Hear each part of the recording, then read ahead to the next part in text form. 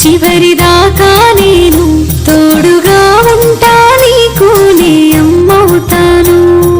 పుట్టిడు కట్టాలున్నాయి మనకు, ఈ రోజుంటై రేపుండై దిగులెందుకు, నాతో సుఖముండదమ్మ నీకు.